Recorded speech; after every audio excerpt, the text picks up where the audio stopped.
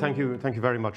Winston Churchill once said that the further back you can look, the further forward you're likely to be able to see. And it is to our advantage if we can look back across 2,000 years and understand that great landscape and generate perspective and understand the things that are happening now in that context and say, that seems like a disaster. It's happened before. It didn't matter. That over there, that mattered. So what I'm going to do is I'm going to look back over 2,000 years in the next 30 or 40 minutes.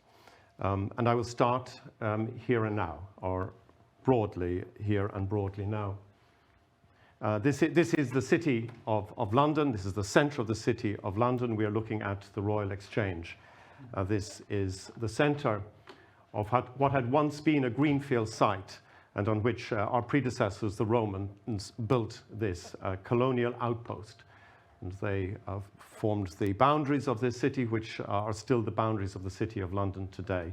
And they formed it for the purpose which it serves today, for men and women, because women were active in business, for men and women to meet, to discuss, to gossip, to share ideas, and to generate wealth for themselves. It is a city which, since centuries, has attracted people in their 20s, whose only two assets are brains and time, and the desire to maximize the value of both. This Royal Exchange is where Lloyd's of London was based until it moved further down here. And if you walk down this road and then down along Leadenhall Street, you come to where the Lloyd's building is today. And that walk will have taken you about seven or 8 minutes. And in doing that walk, you will have walked along one of the boundaries of the Forum. And you will have walked the length of the Basilica that once stood here.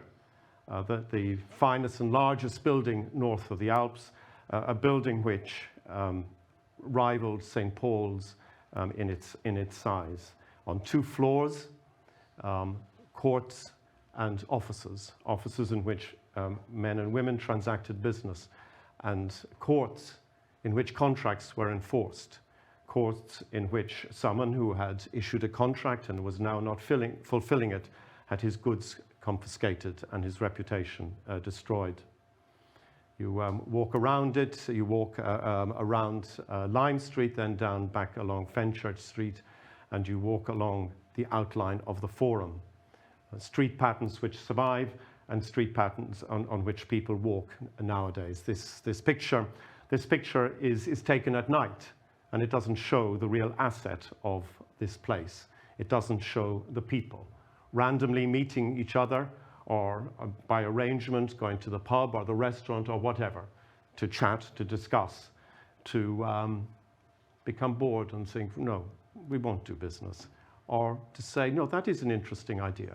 Not for me, but you will be interested in talking to so-and-so. And so it goes, and so the engine works. And so credit is established, and I trust you. And so reputations are built, or reputations are destroyed. And that was what this was built for, and that's what this still serves as its purpose. And we see things as we wish to see them. We see things as we're told to see them, and we see things as our times make us see them. This is a view that no longer exists.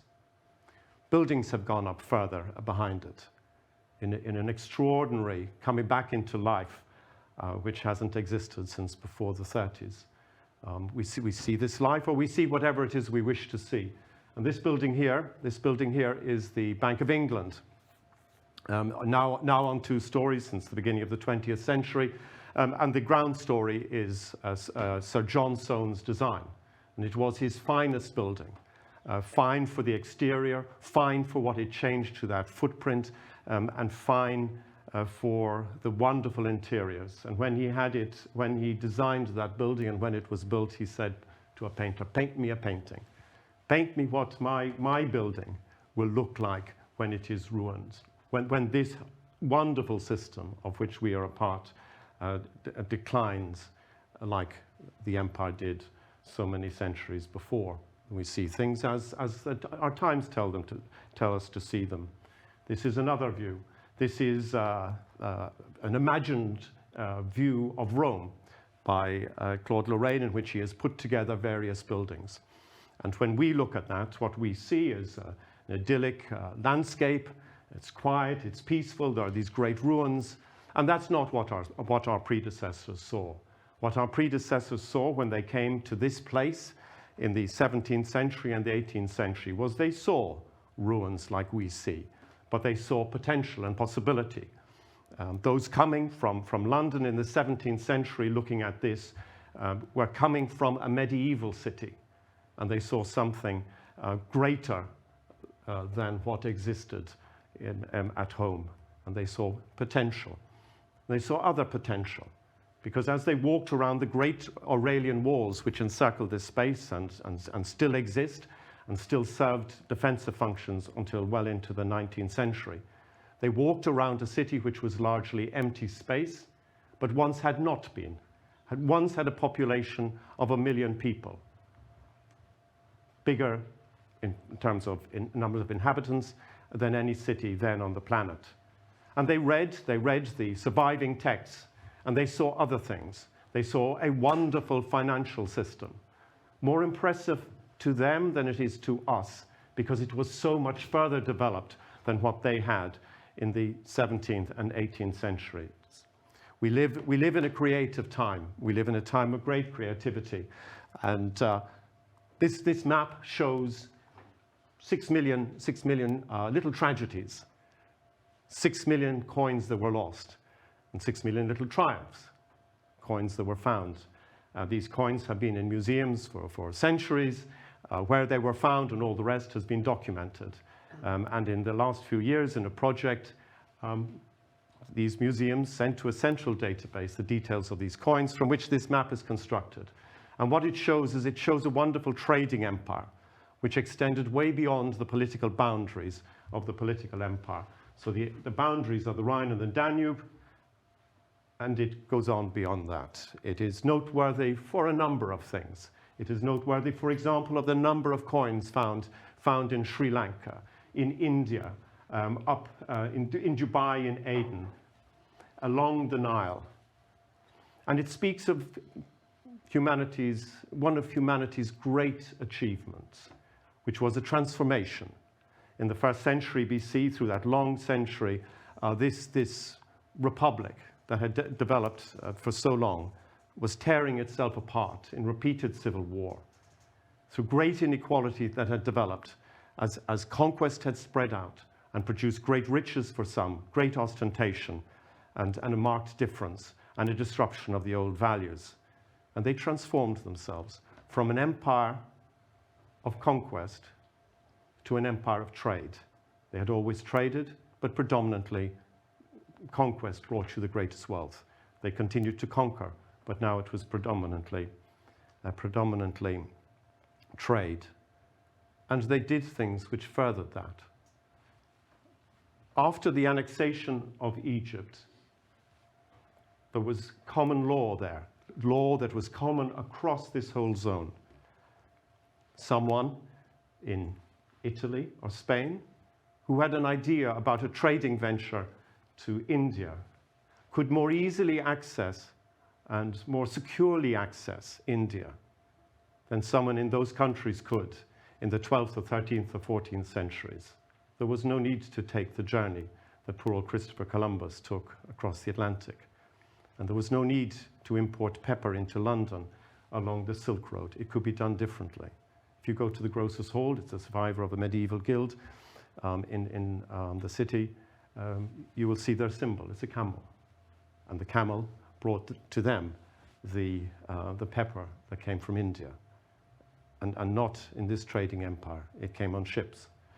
And they built this not only through law, but through public-private partnership. In the time of Augustus, there was no port at Rome.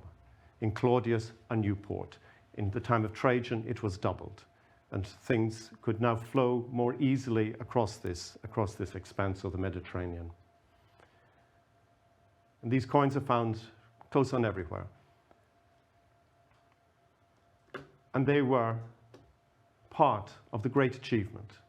We may talk about their wars, their conquests, their military prowess, but also the organizational genius which developed their physical currency was superb and not paralleled until many, many centuries later. Here we see three coins over here. We have an aureus. This is all in the time of Vespasian. And we have the silver coin, a denarius, and we have a copper coin. If you develop your economy from very small settlements where you can do barter, if you develop it where you've got villages where people start to specialize, I'm a shoemaker, you're a baker, then we need to have something that will enable us to trade with each other. So we have copper coins. And then after that, we have silver coins. We have a denarius, such as this fellow from the time of Trajan. And that, in the time of Trajan and earlier, was the day wage of a laborer. And the most important coin is not this. The most important coin is this. This is an as, it is copper. And this will get you a very large loaf of bread. And if you have this, you will survive. You will survive till tomorrow and maybe the day after, and so will your family. And one of these silver coins, which I get for my work in the fields, will get me 16 of these, guaranteed. And the 16 stays constant for close on 300 years. And so I will work in the field because I will get this. And then they did something else. They came up with gold coins. Gold coins had been developed before, but the genius was to so organize things, that one of these gold coins got me 25 of these. And that relationship stayed constant for close on 300 years. And there are lots of clever people in this room. And they will look at this and they will say, well, this is gold. And so this is the fixed exchange rate. And the price of gold has gone up in the market. I will accumulate large amounts of these. There are arbitrage opportunities. And despite that arbitrage opportunity, this relationship stayed constant for that long period of time. And they did it through cleverness. They did it through eliminating other currencies. So the stories will be that Greece was conquered and statues were taken back and whatever. But the real story was that its currency was eliminated, not for the minor coins, but for the silver and gold and anything beyond that. And they also went further. And in the time of this unremarked genius of Vespasian, and he centralized the mints so that it was only at Rome that the silver and gold coins were turned, were minted, and metals were turned into that currency. But there was more to it than all of that. This is headed paper money, and neither of those objects is paper money. This is money now, and that was money once. And both of them are in legal form, the same as this thing. And this is, from 1944, a banknote. This is a banknote from the Bank of England. And what it says in big letters is, I promise to pay the bearer upon demand the sum of, in this case, £5. So whoever holds this, the promise is to you. And it's not, I will pay you tomorrow, I will pay, and I will pay £5, which five gold coins of the time. And in time, the object became so trusted that it no longer mattered that the conversion into gold coins didn't happen. But the credit of the Bank of England mattered. Other notes were issued in the 19th century by others, and they might trade at a discount. This, as it happens, was issued in 1944 during the war, when Germany was flooding the country with fake banknotes to undermine the credit of the Bank of England. And it all rests on that. And an individual has given his name and his address. He was in Dover. He has endorsed it on the back. So if the Bank of England's credit isn't good, come to me. This note over here is wood. It previously had a wax covering on which was written, I, so-and-so, will pay so-and-so, or to whoever the matter may pertain. It was a transferable promissory note with a face value of, in our terms, of £3,000. And it fueled business. It allowed money to be moved easily around. And large sums of money were moved easily around. when Boudicca revolted, there were two reasons given by Tacitus for this revolt and the great destruction that it wrought on the new settlements of this island. The first is that the taxes had been raised suddenly. And the second was that loans had been called in suddenly. And if you don't have the cash, but you can and will pay in the future, and it is now called in, you are at risk of ruin, or you are perhaps ruined. And Seneca, the tutor of Nero, had suddenly called in 200 million. And the 200 million he had lent to this colony, he had not lent as coins. He had lent through a banking system. And that banking system manifested itself across this trading empire in great enterprises. And this is a summary of part of the finances of one such enterprise. This is the Hermapelon, which in the 2nd century went from the southwest coast of India up along the Arabian coast and to Egypt. And this is its cargo. And it has spice, malabathrum, it has pepper. And pepper came from India. And pepper was there to be consumed along Hadrian's Wall. It made a long journey. Each stage, private enterprise. I buy, I sell, you buy from me, etc. And the great ports, financed by the state or by municipalities, and then in public-private partnership, contracts given out so that private enterprise built that as well.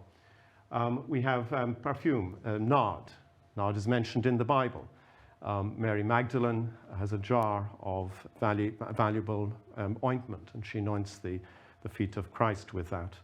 And the value of that, in our terms, was 3,000.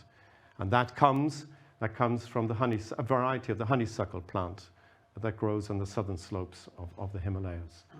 The total weight of this cargo is 193 tons, and ships plying this route, large ships crossing the Mediterranean, average tonnage of between 200 and 400 tons. A camel going along the Silk Road will carry 300 kilograms for you. You do this trade, and through most of it, once you've got to Egypt, is through your country. It's not through foreign land, where your law is respected and where you can organize security as you wish for your cargo. The writer Strabo, writing the early part of the 1st century, says that in his time, 120 ships went along this trade route. And things developed well after that. He also says that before his time, it was a handful. There was a great economic development that followed from the annexation of Egypt and the incorporation of that country into the law of the empire. There was profit in this for the state as well, because there was a 25% tax when you brought these goods into Egypt, a 25% tax there, and on the other external borders, which is on this cargo, which is valued in current terms at 70 million, is 17.5. There were well over 100 of these voyages routinely happening while the world was peaceful and well governed. And if you multiply it up, it's probably something like 8 billion worth of trade, and not just this type of cargo, but other stuff, diamonds and cloth and stuff coming from China.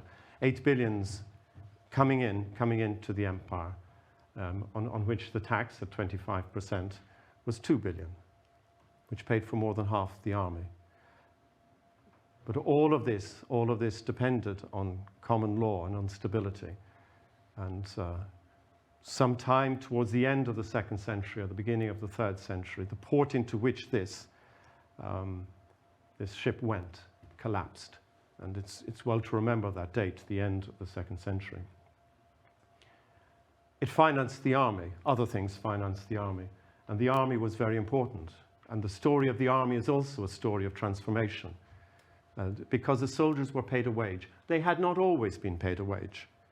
Before this transformation to a trading empire, it had been, we go out on expedition, there will be booty.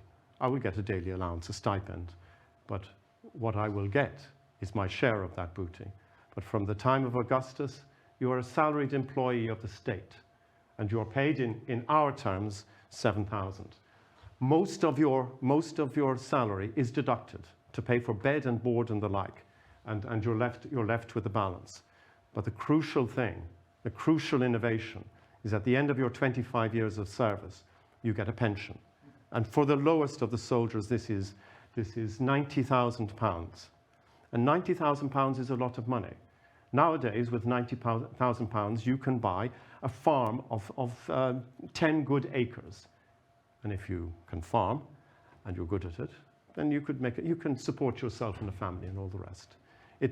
If you had been a soldier and you traveled the world, you would have seen opportunities.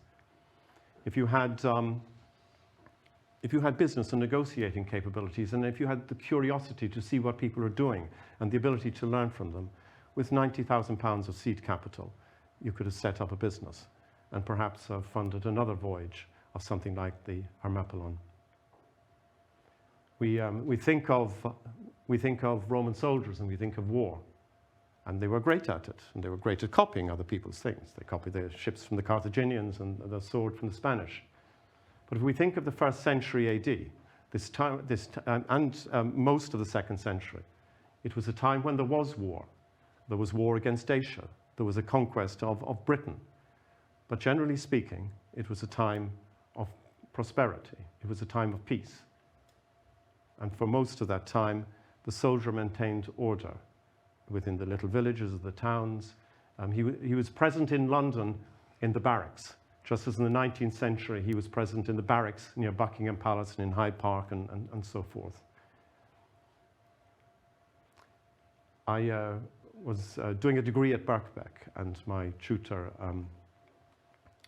invited me and a friend to go to dinner at St. John's College in Cambridge. And as I was walking across the lovely park with Professor John Crook, he asked me this question. He said, "Do you know, you are an actuary, aren't you? Do you know about the Ulpian mortality tables?" And I didn't, and he then sent me a lovely handwritten letter in which he had included several passages from the digest, the legal text of the Roman Empire. And he had the Latin text and he had the English text. And it was beautiful to read it if you're an actuary. And there we had what people think of as fantastically new modern thinking, annuity values. The need in considering annuities to consider interest rates, different interest rates, the valuation of a perpetuity, and all the rest. Even the writer, Ulpian, claiming that his mortality tables were better than his predecessors. It was a time of financial sophistication. And beyond the borders, there was whatever trouble there was. But within this large expanse, there was peace. Things could grow in the garden. The orchards weren't trammeled by invading people who had no love for what was there. Things could grow, and grow they most surely did. This is an actuarial version of history. So I'll take one number which might have high explanatory power, and I'll look back across this long period to put things into perspective. The left-hand scale is the number of kilograms of wheat coming out of a hectare of land in these 4 periods: Stone Age, Roman times, Europe in the Middle Ages, and Europe in the 18th century. And this is wheat. It's not the vine or any other plant, it is wheat. And wheat, like other plants as well, is interesting in many respects. Its value to us is that it keeps us alive. We get bread from this. But also, it has a peculiarity, which is that unlike clover, it cannot absorb nitrogen from the air. It can only absorb it from the ground. And it therefore rewards hard work and intelligence. It rewards the hard work that goes into making sure that there are no competitors for that scarce nitrogen in the ground. It rewards the hard work that goes into weeding, that bending down in that back-breaking work of routinely pulling up, so that the competitor to the plant that is valuable is removed. It rewards intelligence. It rewards motivated behavior. It rewards those who notice that if you do this, that happens. If you do that, that happens. And if this, then that doesn't happen. And from that process of trial and error, people can discover how to increase the supply of nitrogen into the soil. But you need to be motivated for it. And in this slide, we have 3 different ways in which people organize themselves. We have a tribal time in which there is no property. It all belongs to the tribe, or however that is dealt with in particular cases. We have Rome, which is a time of private property. You read the legal digests and the laws that survive, and to the finest nicety, it is a time of private property, when even the mere right of way across someone's land can be valued. We come to medieval times, when land is not private property, when the conqueror invaded with his 10,000 or whatever soldier it was, the ownership after that was all vested in the king. Land is not something that can be freely transferred, freely acquired at will. And it was centuries before it developed to be as it had been in the time of the Roman Empire, which is Europe and particularly this country in the 18th century. This graph illustrates the prosperity of that time. And it flows also from the other things that were happening. It's all very well me working very hard. It's all very well you being very intelligent and coming up with lots of surplus grain from your large plot of land. But if there is no one to buy it, if there are no people living in cities who do not produce food to buy it, then what's the point? If there isn't peace and law, and someone might confiscate it when the harvest is being taken in, if there isn't money which will enable me to transfer my harvest and get cash which I can accumulate and deposit in the bank, then none of this will happen. And it was that peace and urbanization and sound money that also enabled things to be much more prosperous than they had been in Stone Age times and were to be after the collapse of this wonderful economic enterprise. But there's another story as well, which is the story of failure. And in looking at the collapse in agricultural productivity, we're also looking at a collapse in urbanization. We're looking at a fragmentation of an empire, and we're looking at a depopulation. The population of Europe collapsed, not because people were killed, but because they were never born. And if you look at other ways in which people organize themselves in companies, and you look at those that are successful and those that fail, you'll find many reasons why they fail. And often you'll find that it's down to complacency or arrogance. It's all great. It will always be great. We're the best. But there will always be some one thing that happened. And beyond and after that, there could be no return. It might be that an overseas subsidiary is taken over, the liabilities are assumed, it all comes onto our balance sheet, and there is nothing we can do. And that is the end of a wonderful story. And if we want to find something like that in the Roman Empire, then we should look to its state accounts. And until the end of the 2nd century, money flowed in and money flowed out. There were disruptions, but they managed it well.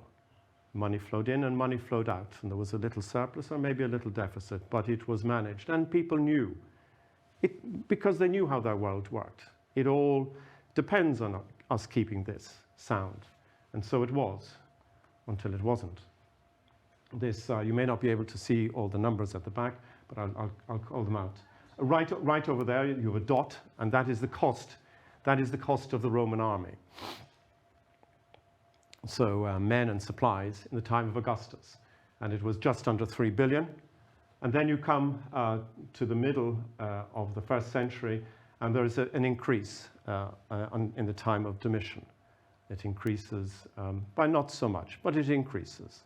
A small increase in the number of soldiers, but it's not so much. And all the way up until here, the cost of the army is more or less constant. So money came in and money went out. And through that period as well, the prices vary. So if the harvest is good here, then prices go down, bad here, it goes up. But through that period, there is overall price stability. And then the son of Marcus Aurelius succeeded, and he succeeded his father. And that was the first time since Domitian that a man became emperor merely because he was his father's son. Until then, they had been selected during the lifetime of the ruling chief executive and agreed between the Senate and satisfactory to the people. Time for him to prove himself and to show his worth, to show his weaknesses and his strengths, to be kept or to be rejected. This man was 18, and he did things which should not have been done. He made a mockery of the system. He renamed the months of the year. He did something which had never been done before. He declared himself a god. Previously, emperors who had ruled to the benefit of the people and the state sometimes had been deified, sometimes had been canonized. Nero wasn't. He mocked the institutions. And then he did something that he got away with. He increased the pay of the army, and he increased it by removing the deductions. 2/3 of their pay had gone on deductions. He removed it. And you can see how it could be done. You can argue, we can afford it. We can afford it. The treasury is rich. There's lots of money there. And some person might say, or quite a number of people might say, but you cannot. This is ongoing revenue. You do it today, you must do it tomorrow, and you must do it the year after that and the year after that. No, for whatever reason. And so it happened. And then the rich treasury was depleted. And then he did what needs to be done. He raised taxes and created disruption, and he confiscated, and then he was removed. And then there was civil war. And it was not like the civil war that followed the death of Nero, who had also mismanaged the affairs of the state, but not increased the pay of the army, and who had been told by the Senate that he was going to be killed legally. Civil war then had been finished in a year. This was a different civil war. And it was a civil war in which people had now learned in the army that their pay could be increased. And it was won by Septimius Severus, and he severely increased the pay of the army. And then after him, Commodus increased the pay of the army further and increased the number of soldiers. And from the time of Commodus, a delicately balanced system in which there was a chief executive, and there needed to be a chief executive, and there was a Senate, and the people mattered because the people still voted on laws, was disrupted and was gone forever. It became a dictatorship. There are ways in which you can try and solve the problem. Macrinus decided that he succeeds after Commodus, and decided that he would solve the problem by reducing the pay of the soldiers. So you who are still serving, your pay will stay constant. But those who come in new, they will get paid the old rate. So he was assassinated. And from then on, emperors no longer lasted 10 or 20 years. They scarcely, in some cases, lasted 10 or 20 months. But the state finances were not just used to pay for the army. They were used to pay for infrastructure. And infrastructure is very important. The street outside was laid down, I guess, in the 18th century. The walls of this building were built in the 18th century. The work that was done back then benefits us now. And the maintenance that has gone in all that time between. This is a graph of the numbers of inscriptions that have been found, that have got dates in them.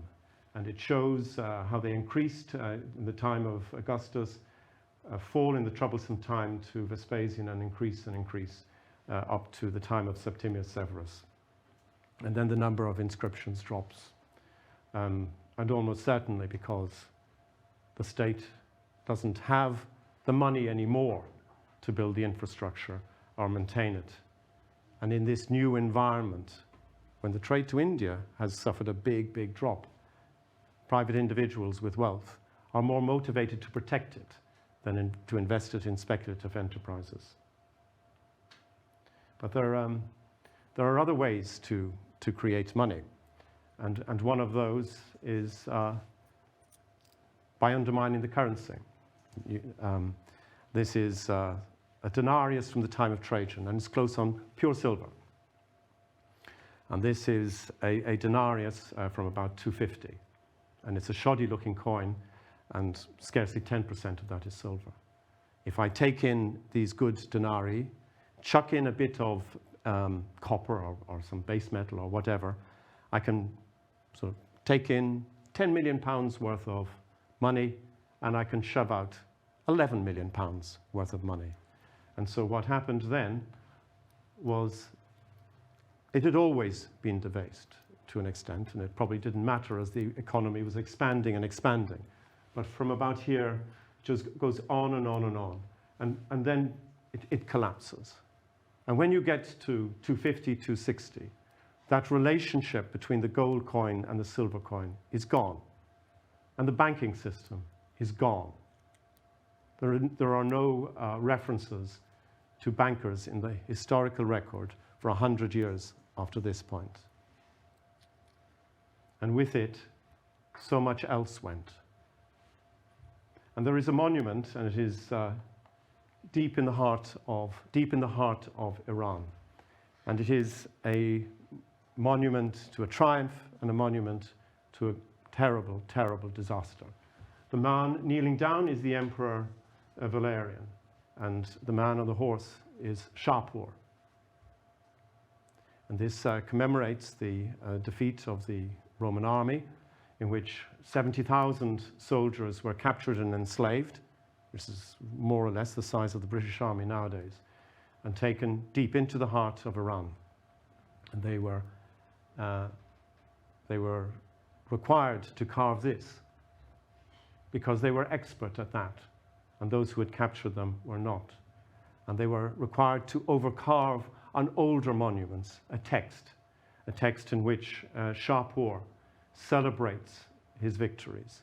He celebrates that he destroyed these towns in Syria, these towns here, and these towns there. And after then, while things continue, all of those wonderful cities can build walls around themselves. They can protect. It is a time when the great self-belief that they had is gone, and the possibilities that they had are gone too.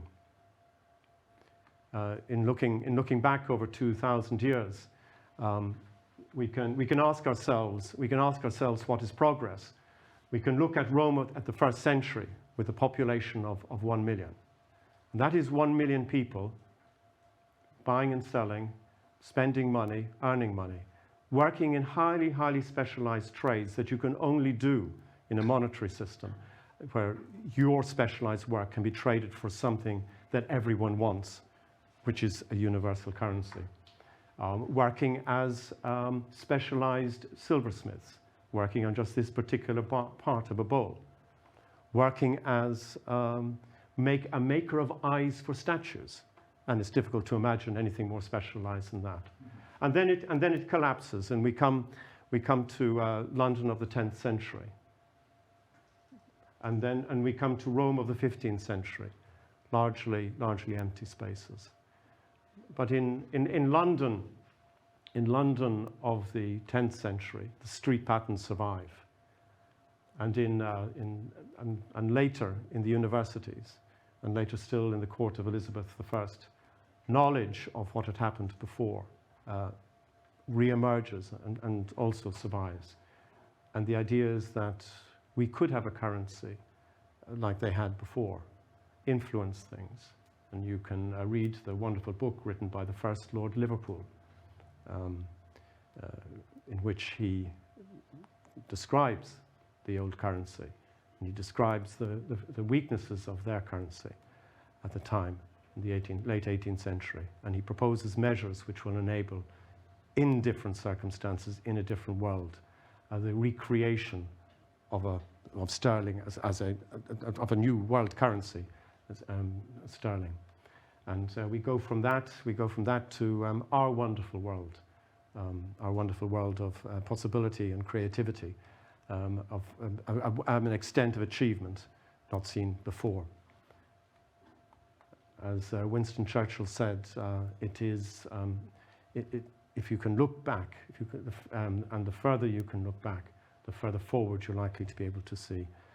I think that in terms of case studies, there are few better than this wonderful case study of human achievement, of human creativity, and no more better case study in our ability to mess things up.